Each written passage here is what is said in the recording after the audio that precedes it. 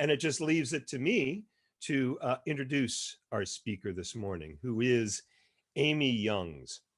When we saw that the December theme was going to be biophilia, we had very little hesitation about whom we wanted to speak on this topic. Amy is an associate professor of art at The Ohio State University. She creates biological art, but also interactive sculptures and digital media works that explore relationships between technology and our changing concept of nature and self. Her research interests include interaction with plants and animals, technology, nature follies, her term I really like, constructed ecosystems, and seeing through the eyes of machines. Speaking this morning on the theme biophilia, please join me in welcoming Amy Youngs.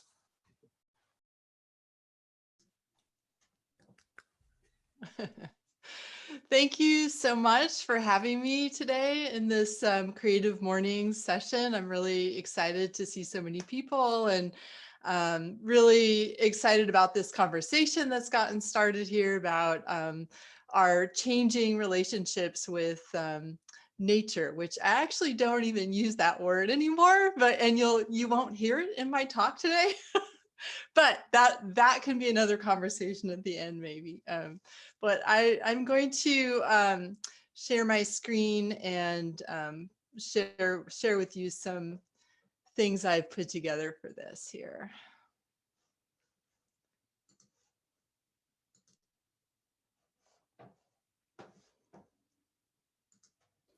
I love living things.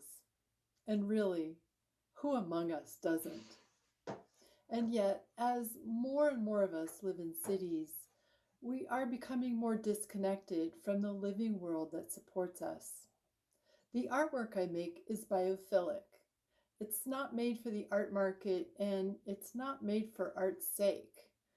Instead, I'm making art as experiments that allow me to explore the non-human living world. I'm experimenting with ways to expand how to think about, how to engage, and how to interact with non-humans, with the goal of developing a healthier, more respectful relationship with them. I'm trying things out with these experiments called art, and I'd like to share some of what I've learned. I hope to offer useful guidelines for those of you who are seeking to increase your health and well-being through biophilic interactions. Further, I hope that our collective, increasing interest in the biological world, which we are a part of, will help us make choices that will increase biodiversity and bioflourishing for all. The fact that humans are totally reliant upon a multi-species world is clear and scientifically known. Food, oxygen, and waste processing all come from our non-human kin. However obvious this might seem, it does become hidden in a culture where food appears magically in grocery stores. Air is scrubbed by machine purifiers, and our waste disappears into trash bins that magically empty. In this handshake with composting worms, I wanted to feel vulnerable and to recognize myself as being a part of an ecosystem that includes worms, mites, bacteria, fungi, people, cameras, internet, and dirt. A handshake is a ritual of greeting, an acknowledgement of equality, a sealing of an agreement, and a demonstration of respect. I held the worms in my hands and felt the gentle movement of their fleshy, moist bodies, fed by the waste generated from my own household. These worms are part of a colony that have been with me for more than 20 years. We've lived together in California, in Chicago, and now Columbus, Ohio. Living with worms reminds me of the blurry boundaries between food and waste, dirty and clean, decay and renewal. It reminds me that my human life isn't even possible without the work that they do, in association with their entangled community that is symbiotic with them. Wishing to share these experiences with others, I created a practical piece of furniture called Digestive Table. This is where people can eat with composting worms who live in that fabric bag under the table. Diners can feed leftover food to the worms and watch them on an infrared surveillance camera that's built into the table. Rich compost is harvested from the bottom of the bag, and that can be fed to the plants. I believe everyone should cohabitate with worms, as they remind us of the importance of nutrient cycling and the nearly invisible laborers who do this so elegantly. Our human systems are quite crude in comparison. We typically put our food waste into landfills, which creates a huge problem because it degrades into one of the largest sources of methane gas emission. Methane is a greenhouse gas, kind of like CO2, but it's even more harmful to the atmosphere. Keeping composting worms as part of your domestic waste processing means that you are keeping methane out of the atmosphere. If you're thinking to yourself that a composting table might cause some unpleasant odors, well, you are thinking like a human. Let's consider instead the world of worms, where they actually eat the bacteria that cause the odors of rot to arise from decaying food. There are no unpleasantries here. In fact, the research on soil shows that it is quite pleasant for humans. Not only is it necessary for growing our food, it has antidepressive effects on us. There are certain types of microbes that are commonly found in soil that mimic the effects that antidepressant drugs have, kind of like Prozac. Playing in soil is good for our mental and our physical health. Studies show that children who grow up in hyper-clean environments without soil and animals have a higher incidence of immune system health problems like allergies and asthma. The Amish populations they're around farm animals and traditional farming techniques, they have a much lower incidence of these immune system problems. Hopefully, you are now even more excited about interacting with the living systems of soil in your own home. Here's a how-to video I made about getting grounded and making soil. In these times of global pandemic, some people are taking up bread making, others are trying to grow their own food. With all this uncertainty, it makes sense that we would want to ground ourselves in activities that help us feel connected to the earth. This is the perfect time to learn how to make soil with worms. Worms are the megafauna of the soil ecosystem, and you can keep them in stylish bins around your home. Let's take a moment to explore the pleasures of living with worms. They smell nice, like rich humusy soil. They eat your food and paper waste and transform it into a rich, fertilized soil that you can feed your houseplants or garden. You can make worm bin ecosystems out of things you already have around the house. Here are some ideas. Plastic tubs or buckets with holes for airflow and fun fur to keep it dark in there for them. Stainless steel colanders stacked with a sewn fabric ring for aeration. This is a worm home I designed called the Worm Bin Bag. It's fed at the top and has an aerated fabric bag that opens up at the bottom where the finished compost comes out. The type of worms you will need are red wigglers. You can buy them online, but try local first. Like me, you are probably thinking about how much our lives have changed as a result of a tiny virus we can't even see. This is a humbling time for us humans. It is a good time to consider all the unnoticed things that have enormous impacts on our personal and community health. Let's take this time to reconnect with our non-human allies, all the organisms we rely upon to keep the cycles of life, death, and renewal going on in our worlds and our worm bin ecosystems. You might not yet be open to practicing these types of biophilic tendencies in your own home. And if that's the case, you might just need some practice interacting with some of the beautiful non-humans of our world. In this art project, the Worm Selfie booth, you get to hold worms and have your photo taken with them. The photo booth uses red light, which is invisible to worms, and it doesn't harm them. It also makes interesting photos where people are seeing themselves in the worm world, sort of from a lowly position in relation to the camera that's above.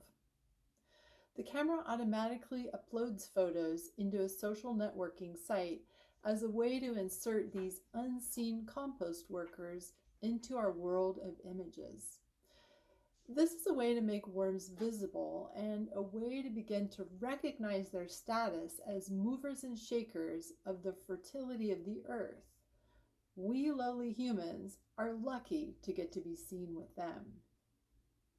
Of course, you can connect with your non-human kin outdoors too. If you are like many urban dwellers, like me, you might not do this regularly and you might need guides. Like any practice, the practice of tuning one's attentiveness to the non-human worlds is easier with guides. What reminds us to attend to soil or air or water, and how do we develop emotional loyalty to this earthly stuff? And what about those living creatures that process, move, make, and remake it? Paying attention to the non-humans reminds us that they are an important part of our community. We are kin, but it is easy to forget this when we don't experience them or interact with them on a regular basis. How do we know who's there? And how do we act? And how do we advocate in ways that are considerate for all involved?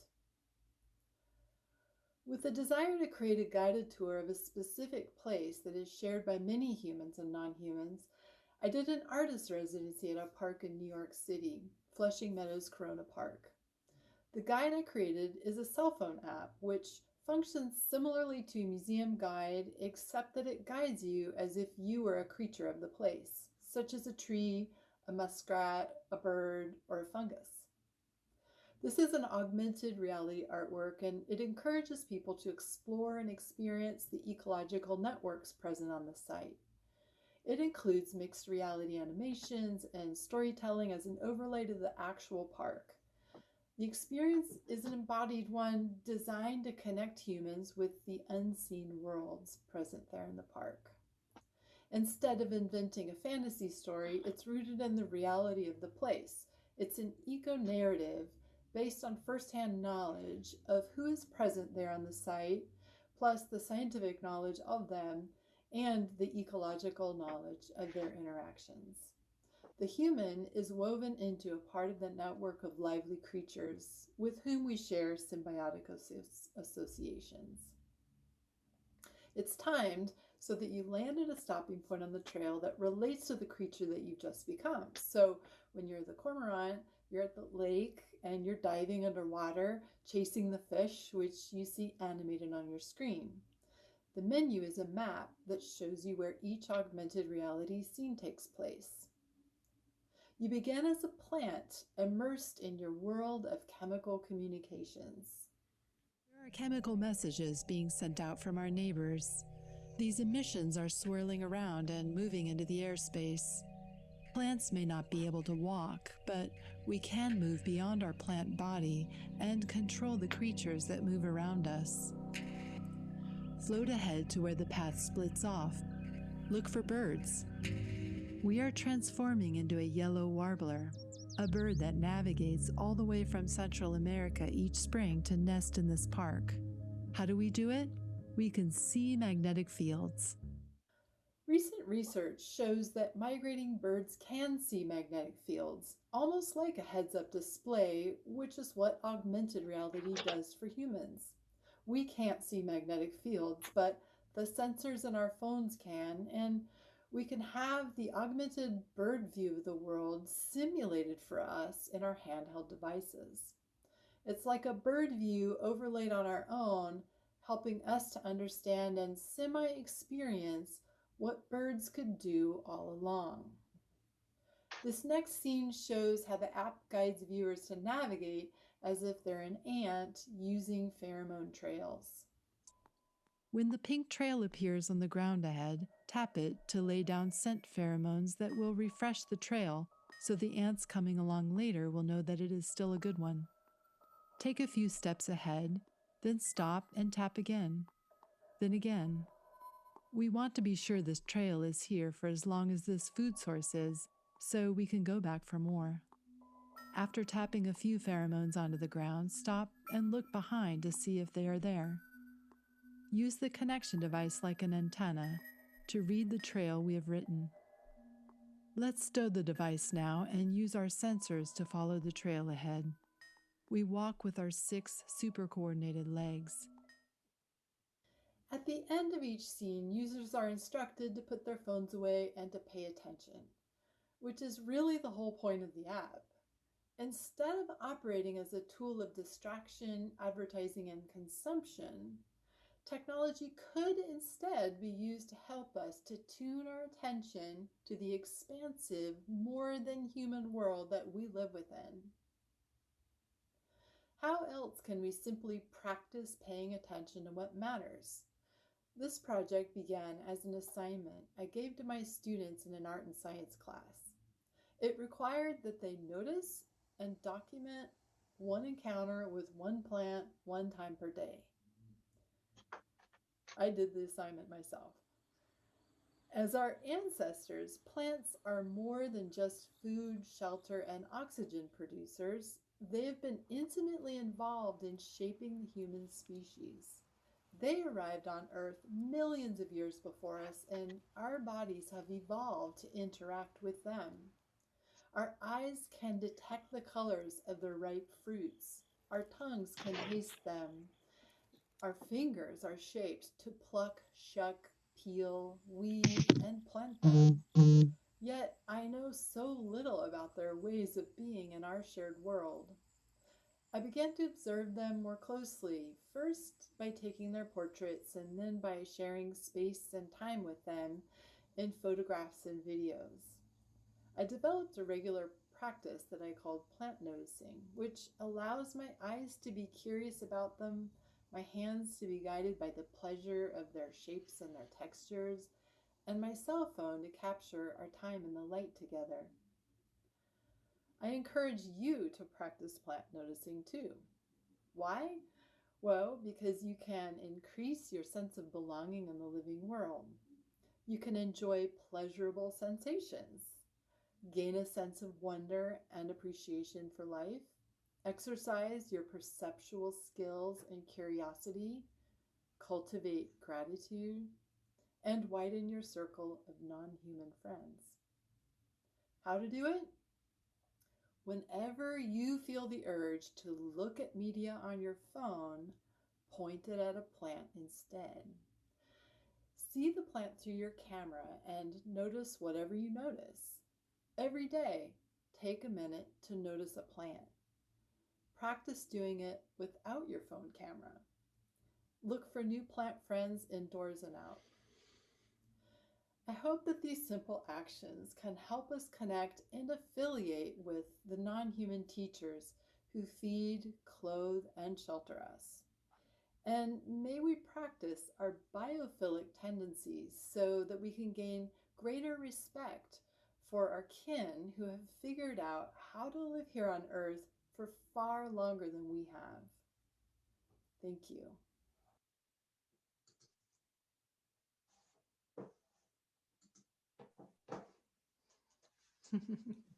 And Amy, as I'm sure you're accustomed to not hearing, this is a high acclaim, right? In Zoom. Thank you. Thanks. Thank you for that, Amy. Always insightful. I have many questions, but I just want to remind everyone, if you've questions for Amy, please write these in the chat box, and we'll curate these, and we'll make certain to draw these to Amy's attention. But I wanted to first ask you, Amy, why bio art? What led you to bio art? I mean, as an artist, and of all, I mean, you could have been a sculptor, you could have, you could have done other things. Why bio art? Oh, thanks. Actually, I did do a lot of sculpture as a young student artist. And for me, bio art was about wanting to interact with the non-human world directly, rather than just represent it. I wanted to actually interact. And I had been in 4-H as a young person, and I had been raising rabbits for many years in 4-H and taking them to shows and feeling like I was interacting with developing a particular line and even a brand new breed of rabbits at the time, which was the American Fuzzy Lop. So there's, The what? the American Fuzzy Lop. So I they're don't know what that lop-eared is. rabbits with Angora fur, the cutest things Oh, ever, right? okay. Like, and so this idea that as humans we could directly interact with another species was really fascinating to me. And then I went to art school and learned that there was a thing called bio art, and I thought that's what I want to do. To interact with living things directly. So there's a couple of people, and I include myself in this group, that were really drawn by your use of the term plant noticing, and especially the noticing part. Jesse Schrader and I had a very similar sort of thought, that it sounded very poetic. I think of poetry as sort of attention and noticing. There were let's see, a couple of others. Give me a moment here, because I want you to sort of comment on this idea. A couple of people said that mindfulness seems to be an integral part of your process. Lots of noticing, present Mhm. moments awareness. And Mhm. so tell us a little bit more about sort of noticing, the origins of your interest in this, of mindfulness, of noticing. Tell us more about this mental Yeah. process. I think just as an artist and a creative person, or really just anybody, I feel like if you get a yellow car, you notice that everybody else has a yellow car. There's a way in which the world changes based on what you notice. And I don't think that I invented that. I think that it may have been John Cage who said something along those lines. And I love that I can shape the world just because I've decided to notice something different. I read this really great book about how to do nothing, and I loved it. I don't know if you guys saw that. It's oh, what's her name?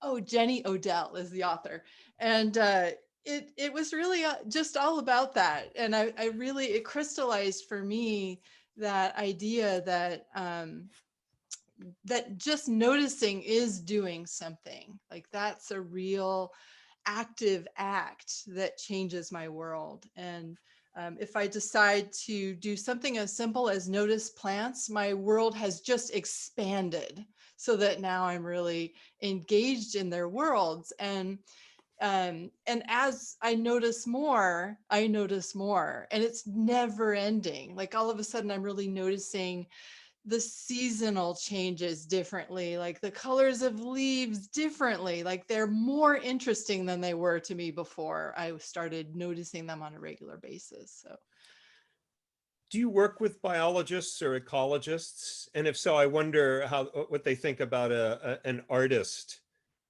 sort of approaching, what they might consider their domain. yeah, I have to work with them with humility, because I'm very much not a scientist or an ecologist. So when I do work with them, they get to be experts in that, and I get to be an amateur. And I do get to co-teach a class with a scientist at Ohio State. It's Iris Meyer, and we co-teach art and science together. And she is very much a scientist, and she approaches things with that mindset, but I think that over the years, she understands the ways that I'm a little bit fast and loose with science. And, I think that that over the years, we've come to understand each other and our different ways of doing things. So yeah, I think I'm not sure exactly what she makes of me, but we get to keep teaching this class. So that's really excellent. Interesting question from Rod Chu. He says, have you or others studied how human interaction might directly affect the plants rather than the plants affecting us? Has anyone gone beyond the age of the importance of talking to plants, which is the thing back in the day, 70s and 80s? But have anyone sort of looked at this, or? Yes, I'm sure. I haven't really followed it a lot, but I mean, I know that there was that very kind of classic book. What was it about? I forget what it was called now, about listening to plants and hooking sensors up to plants. And that sort of seems to be popular again. And I think a lot of that science was discredited at the time and then shunned by scientists because it wasn't done, to their standards. But I think that now some of that is coming back into fashion, and people and scientists included are thinking a lot about how to understand what plants are doing and to hook sensors up to them and do research on them, and even to think about them as as having a kind of a sentience in a sense. So there's a lot more interest and understanding that there's a complexity beyond maybe what we can understand as humans. But I love this idea of trying to communicate with them. I think that, like, yeah, it's flawed. We can't really, but it's totally worth trying anyway, right? Like, it's like me trying to communicate with somebody who doesn't speak English and I don't speak their language, and it's not like you aren't going to try anyway. So Jessie Schrader shares with us something maybe that, I certainly understand. Says, I try to have houseplants and outdoor plants, but honestly, sometimes I feel like I'm terrible at caring for them. They seem to die on me all the time. Any thoughts on how to handle failing at caring for plants? Look, Dave, I'll just be honest too. Even like succulents, even the ones that people are like, you don't have to do anything with this. Like a year ago, some friend gave me a little pot with 3 succulents, and they've just slowly been dying off. I mean, maybe that's just 2020, but they've just slowly been withering away. I'm like, I don't know what I'm doing wrong here. Plants are harder than we imagine. I mean, I think that whenever we're seeing images of plants in the media, it's always like the one that just got purchased from the nursery. I mean, it makes us all feel like failures. I'm okay with plants and they still die on me. It's not as easy as people make it out to be. It's not simple. And each plant has a different need. It evolved in a different world than our houses. So, and then the seasonal change, and all of a sudden it's really dry in your house. And then how are you going to control that? It's just really difficult to know what they all need. But yeah, I think it's worth trying, and I think it's okay to fail at having plants. It's like, you just keep trying. And succulents, I have to say, I'm not great at succulents because I overwater them, because I'm like over involved. That's always not what a succulent wants. So. Well, I appreciate the affirmation. And, it's funny hearing this story. It reminds me, one of my first jobs was doing like yard work around, a property somewhere. And there were some of the professional landscapers who would kind of help design it. And they were teaching me how to water. And they said, this is when you really get to spend time with the plants and listen to them and get to know them. And I was 15 years old, and I was like, like, these people are crazy, but I think I just have learned how true that was, of like, you slow down, you pay attention to them, you notice them, you water them. There's like that communication back and forth, which, you know, when you're 15, you're like, it's just a plant. You drive over it, you don't really notice it. So I've always remembered them saying that. Oh, that's neat. Amy, there was something that you said in the course of your talk that really struck with me, and I wanted you to notice this for us. But you, I think you were talking about the odor of composting and worms and things like that, and you said, "But you're thinking like a human there." Tell us more about what you mean by that. What does it mean to think like a human in this context? Because it sounded like a call to action when I heard that. Yeah, I think I love trying really hard to think like another creature. And that's sort of where, caring for plants is easier if you try to think like that plant. Like, what does that plant want? What do I notice about how it's growing? Does it look like it's reaching for the light? Does it look like it's, being damaged by too much light? And I think that I have to kind of climb into the world view of the other. And having the worms for so long in my life has really actually taught me a lot about the other, because they like the opposite stuff from me. Like, they want it dark, they want it wet, they want all of these things, and they also want food waste, all the stuff I don't want. They literally are my opposite. So it's really kind of fun to try to kind of climb into their mindset and think about what worms want. And it changes the things like what I might buy at the grocery store. So I think that if I'm gonna buy a carton of eggs at the grocery store, I'm gonna go for the carton that the worms can eat. And I'm not gonna go for the styrofoam carton, because that's not something worms can eat. So I think about the perspective of them sometimes when I'm in my regular life. How does your scientist colleague respond to that when you sort of want to try to see the world or to experience the world from the vantage point of worms? How do scientists respond to that, if they've ever vocalized that to you? Yeah, actually, I did some interviews with scientists when I was at a research station in Virginia, and I was doing research on that app that I made, Becoming Biodiversity, and I was trying to get into the mindsets of creatures like ants. So I went to a researcher who was spending all summer just studying ants, and I asked her, and also I talked to somebody studying fungi. And I asked them these very pointed questions. What do you think your creature that you're studying thinks about this? Like, what are they afraid of?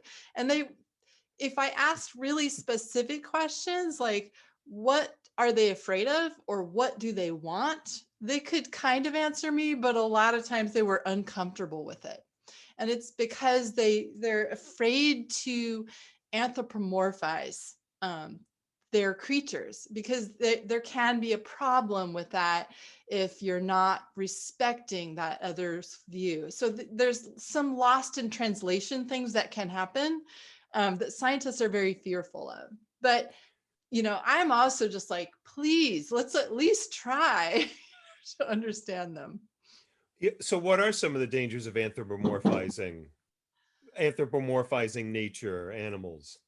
Yeah, what it does is, if I'm always thinking about things from my perspective and overlaying that on them, then it causes me to miss things. So, if you're a very objective scientist and you're just doing research, then you catch, like, you can study for particularities rather than making assumptions about what they are. But I guess I argue that, if we're always just looking at them so objectively, we don't even know where to start. So I as an artist, one of the tools I have is intuition, and I can sort of like make leaps of faith and make mistakes and make guesses that might not be true. And I think that there are different things that can happen with that modality than with science. And I think that the scientists understand that too. They're starting to really understand, not that they necessarily want to use an artistic method, but they understand the value of that. Like that's another way of knowing things. I remember a book years ago by the biologist, I think, or maybe she was a botanist, Barbara McClintock, and it was called A Feel for the Organism, and which got a lot of derision at the time, but she had a very similar sort of attitude about about understanding what she was studying. We've had at least a couple of questions wondering how this audience can get started on creating worm habitats. Are there any kits or YouTube videos or other sorts of resources you could share with us? Yeah, I mean, I have a website called wormculture.org. You can visit. It's a little bit old, but it shows a variety of different worm habitats that you can build. And also I share worms with people. So you can contact me and I give people worms, a bag of worms. Sometimes I'll leave them on my porch for people with the idea that they're a renewable resource. So what the worms want, from what my perspective, what they want to do and what most life wants to do is to populate and recreate, so and make more of yourselves. So they actually really appreciate, I think they appreciate me sharing them with other people so that their habitats grow. So I have like 4 worm bins here in my house, but that's a limited domain, right? And so they only can reproduce to the size of their container, and then at that point they stop. So they self-regulate. But if I'm sharing them with somebody else, now there's population can grow. So yeah. I want to frame this question correctly. What do we do about smell? What do we do about the smell? Which in some ways might be an us problem more than anything.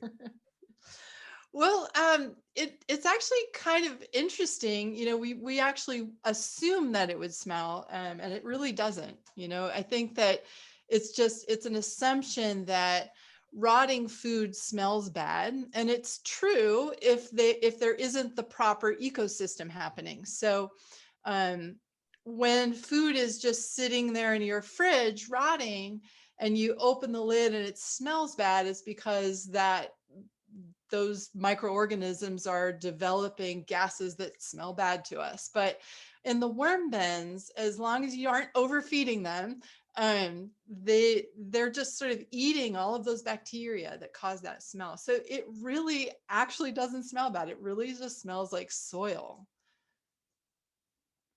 Trust me, it works. I implicitly trust you, Amy. You know that.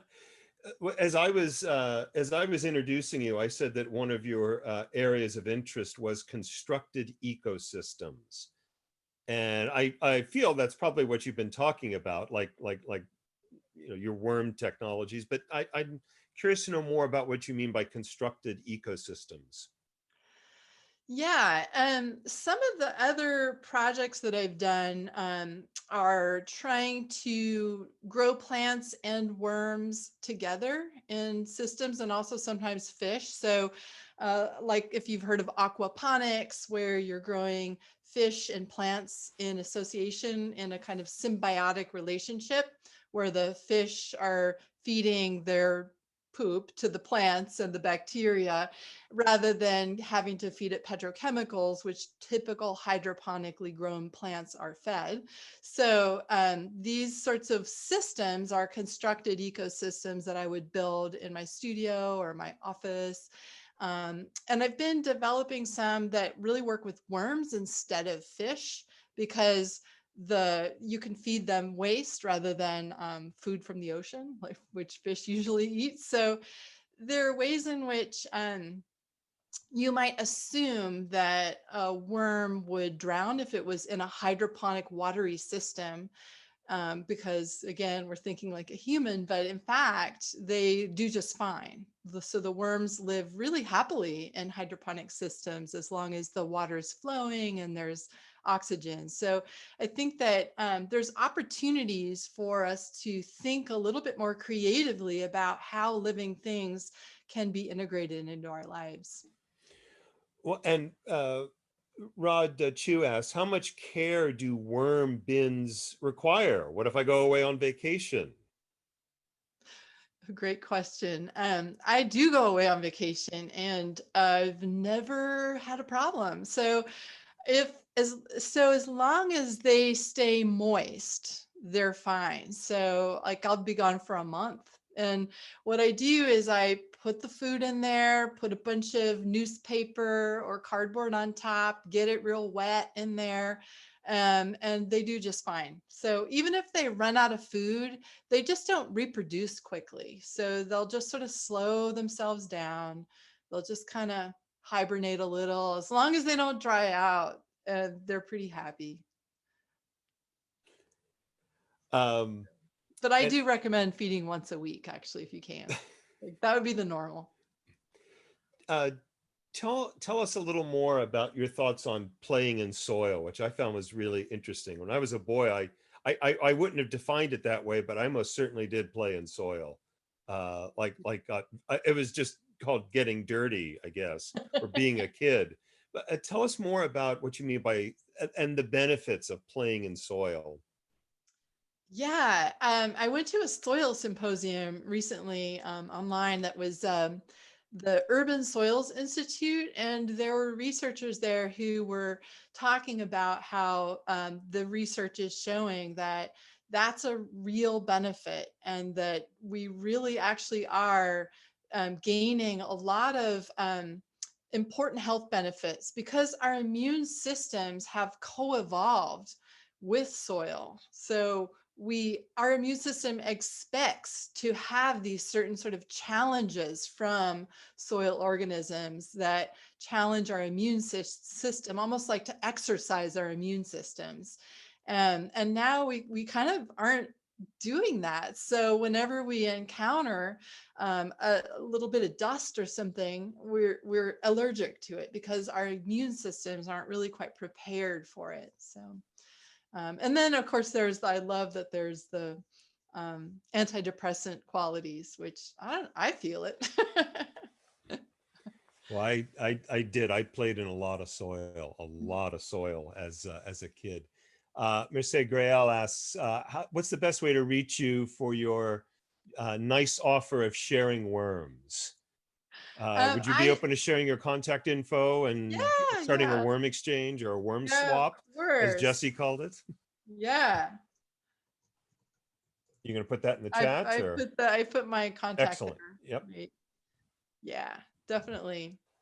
Yeah. So, and then, the idea is that once I share them with you and your population grows, you can keep sharing them. And I think that's a better way to do it. You can buy worms online, just a pound of worms. And whenever I've done exhibitions in other states or countries, I have to buy worms, but it's actually kind of difficult to get it's almost like sourdough starter or something. Like their whole community needs to come with them. So when I share worms with somebody locally, I just scoop a bunch of stuff out of the bin, and it includes like pill bugs and springtails and all these other things that are a part of their community that it's actually quite healthy for them to have with them because they don't operate on their own. So when you get a bag of worms in the mail, it's just the worms, and then they have to develop that whole community around them. It takes longer.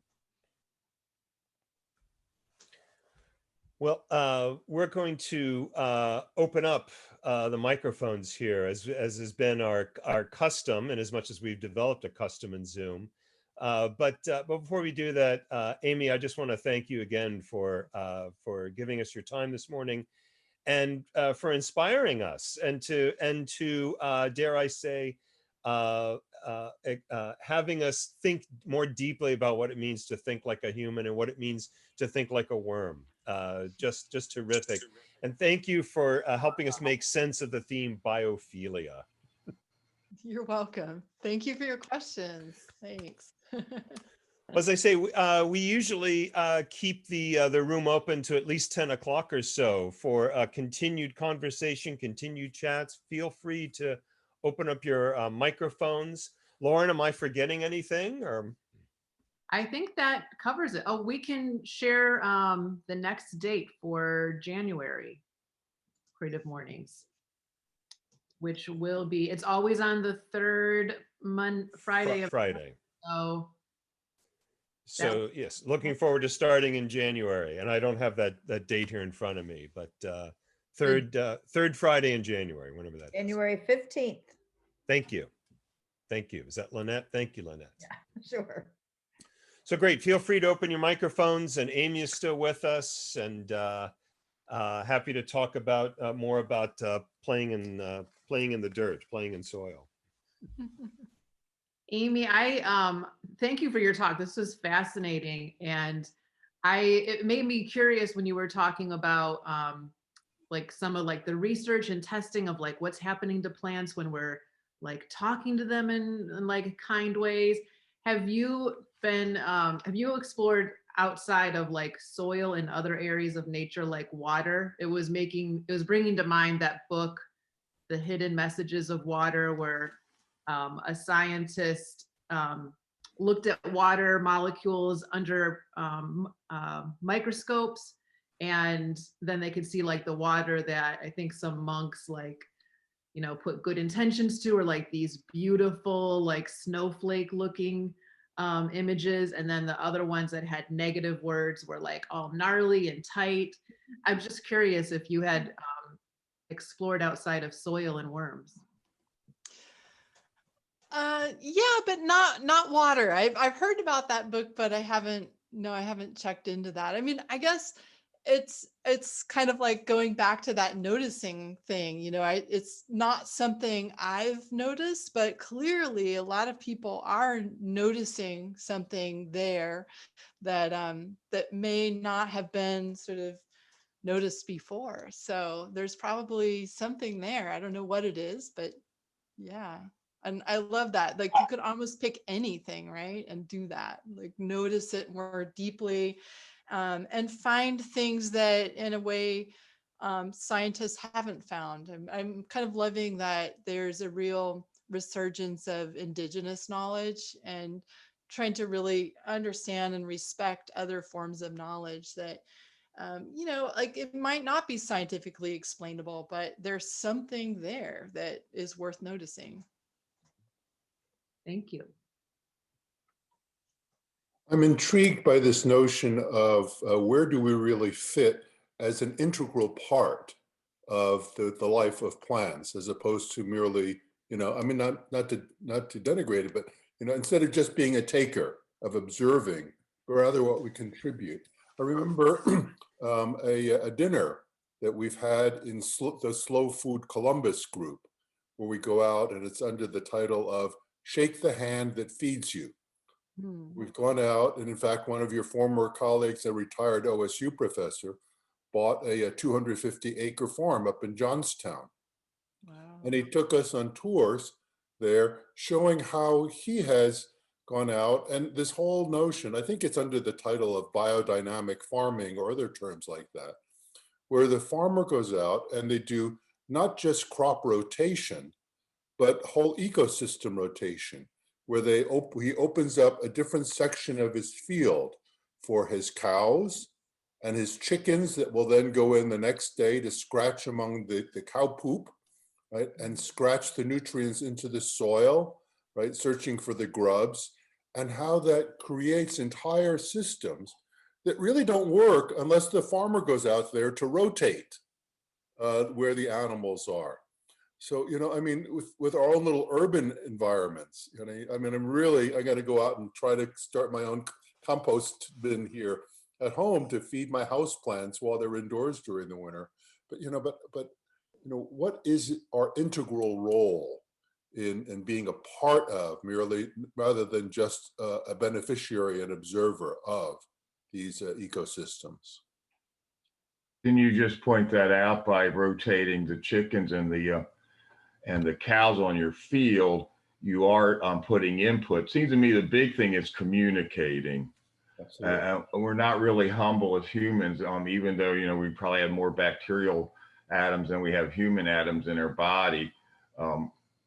It makes you ask that question. And for me, the foundation, for me, the inspiration, I'd have to say 45 years ago was Finhorn Garden. Amy, I don't know if you're familiar with the Finhorn Garden in Scotland.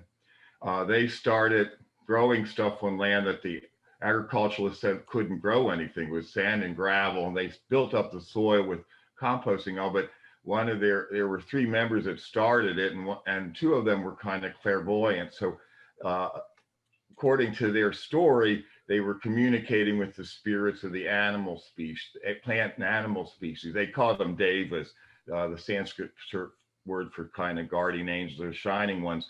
And the plants told them what to do, basically. And they had experiences like growing 40-pound cabbages, which plants said was part of that early experiment. It sort of turned into a new age educational center over time. And I haven't been there, so I'm hoping it still has that edginess. And I really appreciate you saying, put down your handheld, those machines that I see everybody holding. It's like, I'm glad you said that, because I'm saying this is really ironic that you're getting in communication with nature by holding up the machine. But then I could see where in your use of the machine was kind of interesting, because it became then a tool augmenting human senses, and not just a place to have your mind bombarded by commercial messages and things. And I'm thinking with my grandson, who never puts it down and has anxiety when it's taken away from him, like an addiction, that this is an interesting way to maybe help these younger I don't want to sound like an ageist, but help these younger folks interact with nature by putting a frame around it. Then it becomes art, of course. So I decided I liked you after the first 5 minutes, and thank you for helping an old guy learn a few new. Well, I don't know, I'm going to pick up a handheld machine for that, but there's another interesting place to look. And I mentioned that book that you cited was Secret Life of Plants, and there's a movie documentary about it. There's also another book by another author called The Secret Life of the Soil. I can't remember if that's the title or not, but the soil, if you think about it, is the source of all our wealth, and it should make us humble, because the thing that gives our society wealth is under our feet. Same thing with worms. And I was reading that worms aren't really indigenous to this continent, but that's another story. And I'm assuming you don't eat ver de terre, obviously, if you're growing the worms for compost. Anyway, there's a lot of, and then another interesting book is Science and Human Values by Jacob Brnomsky, where he talks about the similarity between creativity in science and creativity in art. There's a lot of stuff.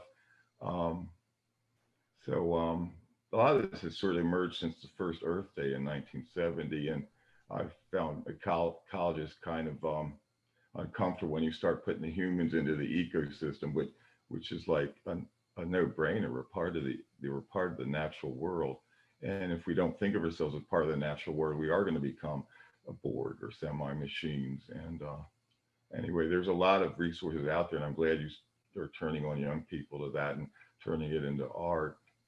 Another person to check out would be Richard St. Barbaker. He talks about the tree having healing properties. He was a guy that started reforestation in Africa in the 1920s. And he talks about holding a tree. You don't want to do it for more than a minute when you first do it, because it'd be too much energy going into your system. But I think that was a long-winded way of saying we need to communicate with nature and not just observe it, because we're part of it. Yeah, I totally appreciate that. I really do. And I think that, yeah, and also Roderick brought up that question about what are we doing in it? And I think that's a really interesting thing to start thinking about. And I think that humility is a real key there, in being humble. And I was super inspired by the the Michael Pollan book, which was all about plants actually controlling us rather than us controlling plants. The Botany of Desire, so inspirational, you know, to really put ourselves in a different place, you know, and that's part of, if we're looking at something from a different perspective, the plant's perspective, all of a sudden humans just look like really good vehicles for reproducing us. Amy, one of the things that I was really kept thinking about was actually some of my research that I didn't actually delve deep into, but I do early American history, and I constantly was running into notes of settlers and early Native American communities trying to understand what the plants were communicating with them, and then understanding that they were communicating. But then saying like, okay, what are the trees? What can we learn? What knowledge can we get from these trees or these plants? Yeah. There's the excellent book by Robin Wall Kimmerer, Braiding Sweetgrass, talks about how she, you know, she's both a Native American person and somebody who's a scientist, and she talks about how doing science is like asking questions of plants. And so you have to frame the question as an experiment. And so, you know, she's been able to really bridge that gap in super interesting ways. Yeah, it is. It's an interesting question. How do we know what they're saying? It's a lot to learn. And I think that we need more forms of knowledge. I mean, science is so important, but we also need to be open to a lot of ways of knowing things.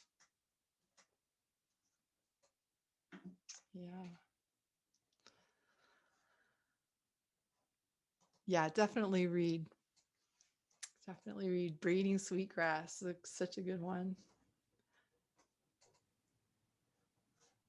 I always love good book recommendations. Is there other ones that have been really inspiring, influential, even if they're not directly like related to your research? But the fictional book, The Overstory by Robert Powers, so great because it's really much more about trees than it is about people, but people are just like the background of this story about trees, which takes place over a very long period of time. So it's really creative to be thinking about how the story of the world doesn't center on humans. Wow, that was a mind-blowing book for me. How about you guys? Do you guys have good recommendations for me?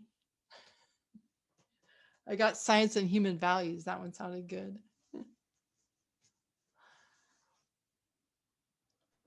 oh, there was the one book, I have it on my shelf. I can't remember the name exactly, but it was, I believe it was Barbara Kingsolver, Animal Kingdom something. I think Animal, Vegetable, Mineral. Yeah, I haven't read that, but yeah, and I think, and I don't know if I'm confusing that with a different book that she wrote, but I think that's the one that it's nonfiction, and it's the story of her and her family spending one whole year only eating locally sourced food, and kind of like what they had to do to prepare for that, canning and preserving and CSAs and their own farm, and then what things made it difficult, and it just connected her more to our whole food system and their land and where the food came from and all of these other interesting intersections. cool. Earth Mind. Oh, the Gaia theory, right. Who wrote this one, Earth Mind?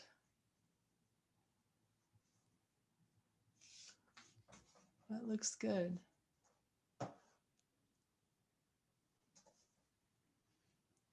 Hey Joe, who's the author of the book that you have?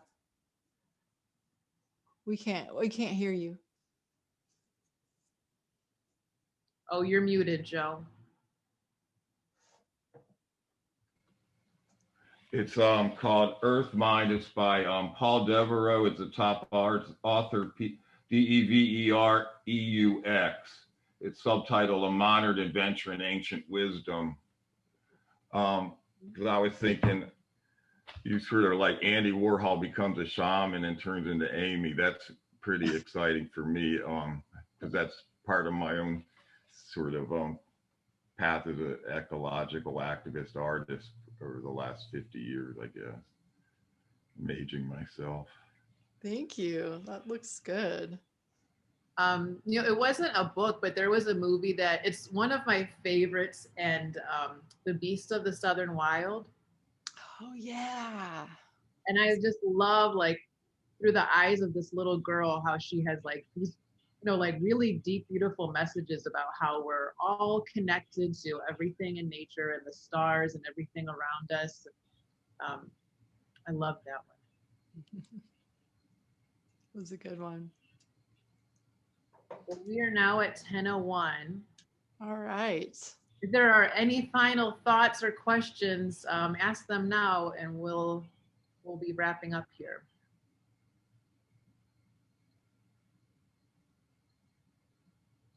Well, thank you, Amy, so much for your time. Thanks so much for having me. This was so interesting, and it sounds like it gave us a lot of curiosities to wonder and do a little deeper noticing ourselves. So this was a good one to end the year on. And thank you everyone for coming again, and we'll see you in January.